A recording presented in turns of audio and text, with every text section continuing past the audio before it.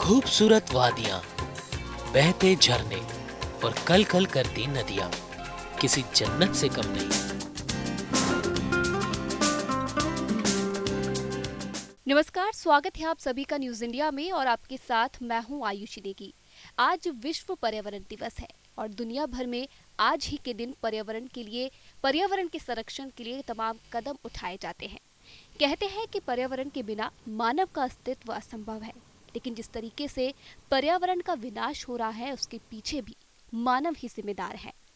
तो आपको बता दें कि आज विश्व पर्यावरण दिवस है और दुनिया भर में इस दिन पर्यावरण के संरक्षण के लिए तमाम कदम उठाए जाते हैं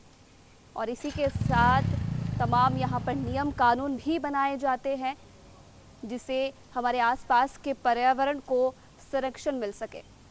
तो वहीं इस बार विश्व पर्यावरण की थीम जैव विविधता रखी गई है ताकि लोगों को पर्यावरण की अहमियत और प्रकृति के संरक्षण के लिए प्रेरित किया जा सके।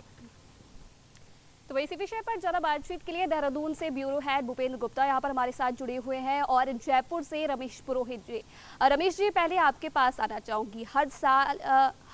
साल 5 जून को विश्व पर्यावरण दिवस मनाया जाता है और कहीं ना कहीं इस दिन हम एक कदम उठाते हैं, एक संकल्प लेते हैं अपने आसपास के पर्यावरण को सुरक्षित रखने का। लेकिन अगर मैं बात करूं आजकल की या फिर दिन ब दिन जिस तरीके की तस्वीरें सामने आ रही है, कहीं ना कहीं हम पर्यावरण का संरक्षण तो कर नहीं रहे, लेकिन कहीं ना कहीं हम पर्यावरण का विनाश जरूर कर रहे हैं। क्या कहेंगे?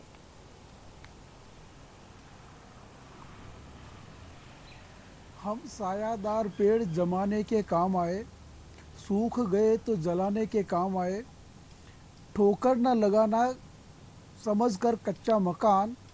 शायद ये किसी दिन सर छुपाने के काम आए।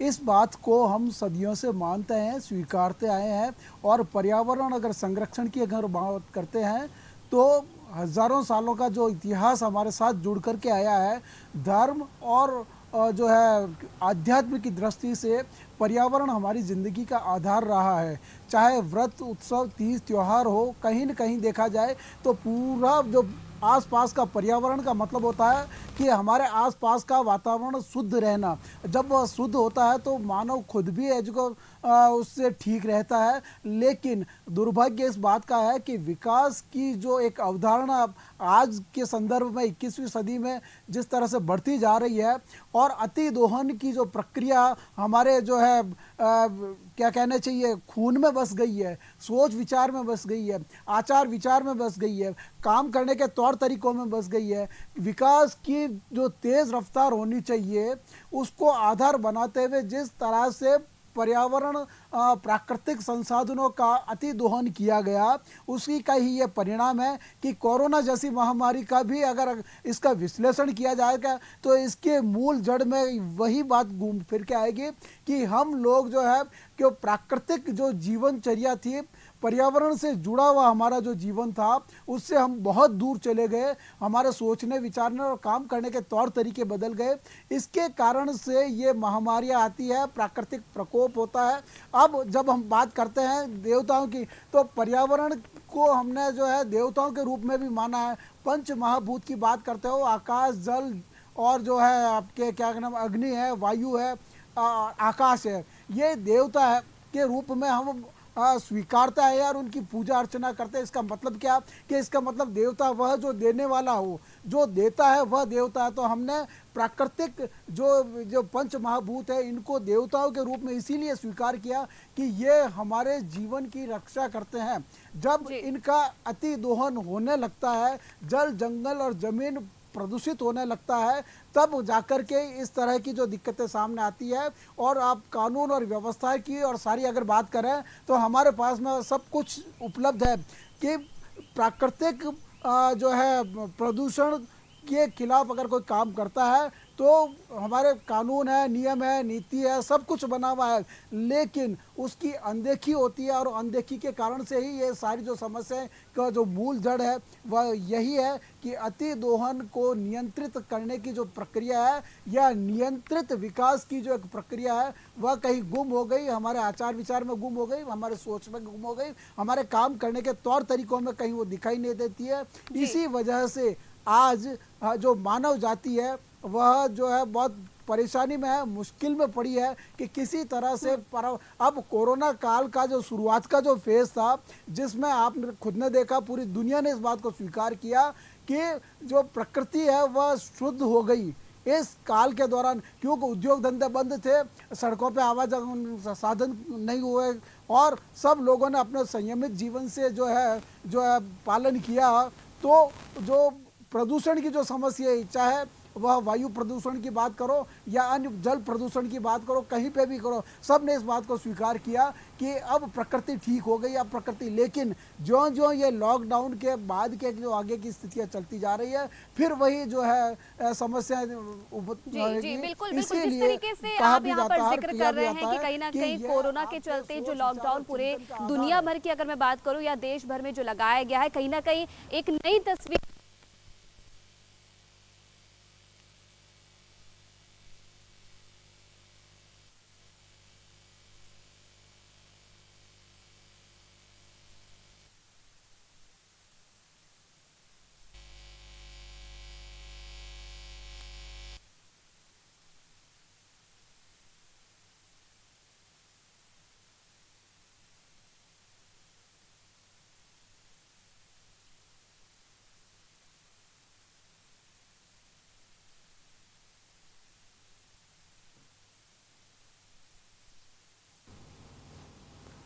तो आपको बता दें कि जिस तरीके से संवाददाता रमेश पुरोहित जी ने भी यहाँ पर इस बात का जिक्र किया है, क्योंकि दुनिया भर में हम इस वक्त देख सकते हैं कि कहीं ना कहीं कोरोना का कहर पूरी दुनिया भर में देखने को मिल सकता है। तो भूपेंद्र गुप्ता यहाँ पर हमारे साथ देहरादून से जुड़े हैं, ब्यूरो हेड हैं। अब भूपेंद्र जी, जिस तरीके से रमेश पुरोहित जी ने भी यहाँ पर जिक्र किया है कि कहीं ना कहीं कोरोना का पूरी दुनिया में अपना कहर बरपा रहा है और काफी लोगों को यहाँ पर इससे दिक्कतों का सामना करना पड़ रहा है, लेकिन एक अच्छी बात इस बीच ये है कि अब जो हमारे आसपास का वातावरण है या फिर पर्यावरण की मैं बात करूं तो कहीं ना कहीं एक नई तस्वीर प्रकृति में देखने को मिल रही है। क्या कहेंगे?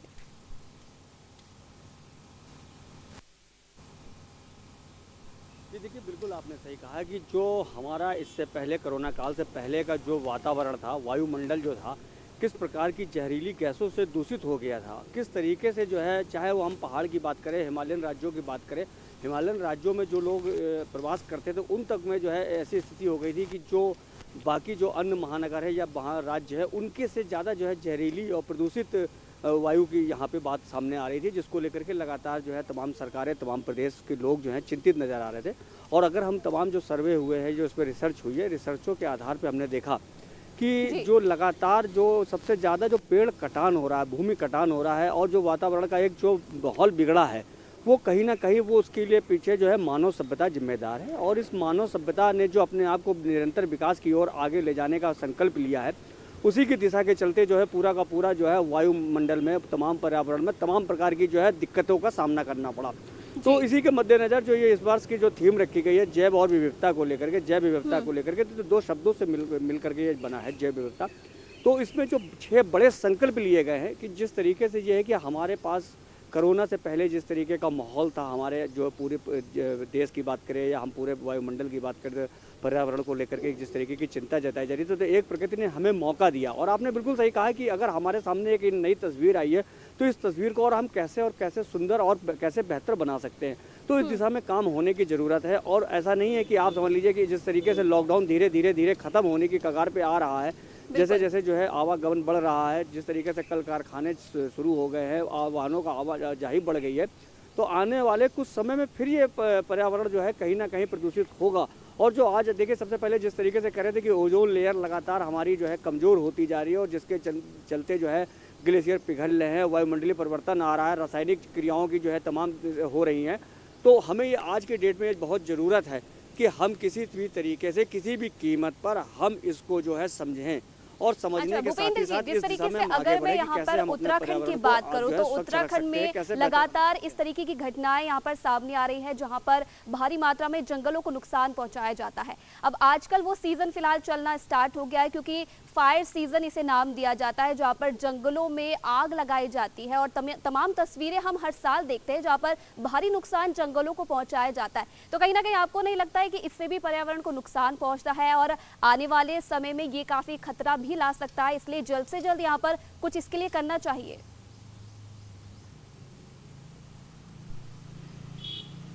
देखिए बिल्कुल आपने सही कहा है कि जो है फायर सीज़न शुरू हो जाता है और वो 14 फरवरी से स्टार्ट होने के बाद से जो है जून तक का चलता है, जब तक का बारिश नहीं आती, मानसून नहीं आ जाती है।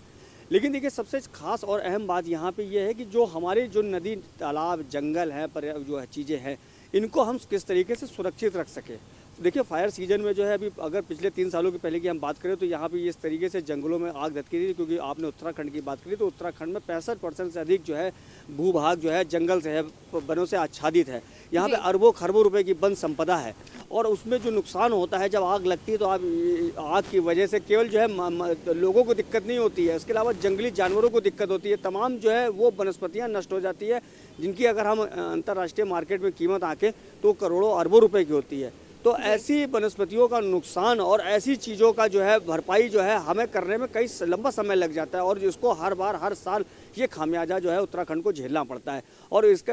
मैं आपको एक उदाहरण और दूं, करीब 4 साल पहले जब जंगलों में बहुत भयंकर आग लगी तो यहाँ पे जो है MiG-71 से जो है यहाँ पानी का छिड़काव किया गया। करीब 5 दिन जो है लगातार जो है उसके द्वारा जो है पानी तब जा करके जंगलों की आग है। तो उससे कहीं ना कहीं जो गैसें उत्पन्न हो रही हैं, जो आग लग रही है, जो जंगलों में जिस तरीके से जो है वनस्पतियाँ नष्ट हो रही है, उसके बाद से जो एक पर्यावरण को नुकसान पहुंच रहा है गैसों के माध्यम से, तमाम प्रकार की रासायनिक क्रियाओं के माध्यम से, वो बहुत खतरनाक है वायुमंडल के लिहाज से। आपने कहा कि जिस इसके सुझाव तो सरकार लगातार इस दिशा में काम कर रही है, तमाम दावे करती है, हर साल जो है तमाम बैठक होती हैं फायर सीजन से पहले कि किस तरीके से हम इस पर अंकुश लगा सकते हैं, किस तरीके से नई चीज़ों को हम डेवलप कर सकते हैं, कई नए प्रयोग करे जा सकते हैं, कुछ परंपरागत तरीके हैं उनको भी अपनाया जाता है। लेकिन अब जो है उसमें वो कमी जो है कई बार देखने को भी मिलती है, लेकिन वो जो तेज़ी और मुस्तैदी दिखनी चाहिए थी वो तेज़ी और मुस्तैदी अभी नहीं दिखाई देती है। तो हम ये कह सकते हैं कि अभी सरकारों को इस दिशा में बहुत काम करने की ज़रूरत है, विभागों को और काम करने की ज़रूरत है। अगर हमें वाकई में अपने पर्यावरण से, अपने वायुमंडल से प्रेम है तो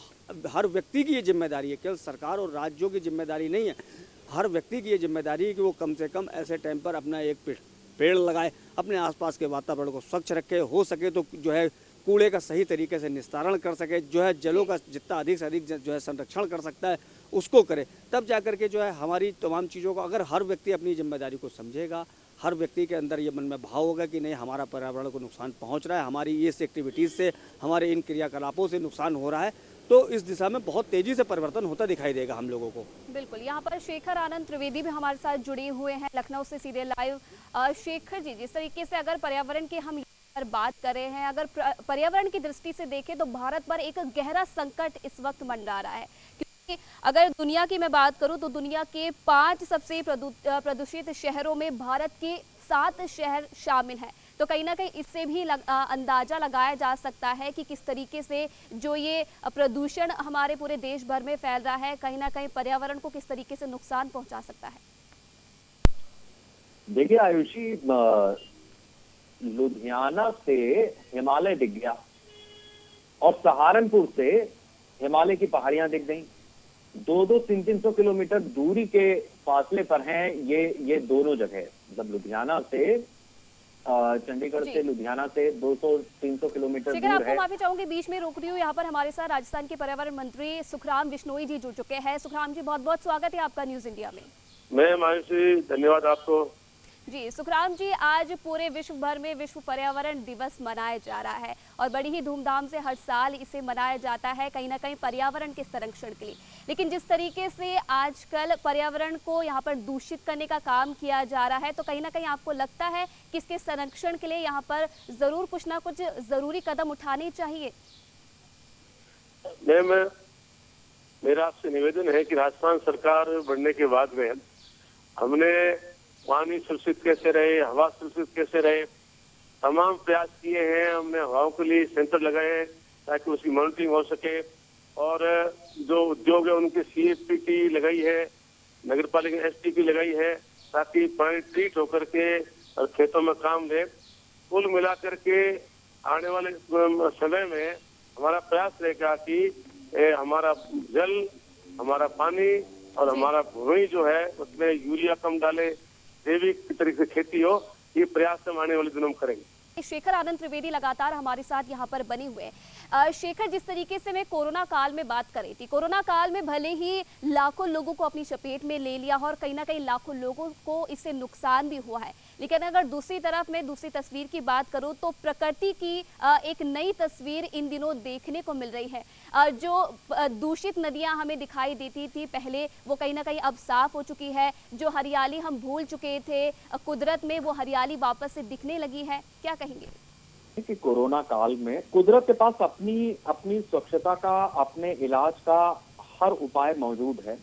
दिक्कत सिर्फ इंसानों के लिए है जो अक्सर कुदरत से आगे निकलने की कोशिश में या सब कुछ जीत लेने की कोशिश में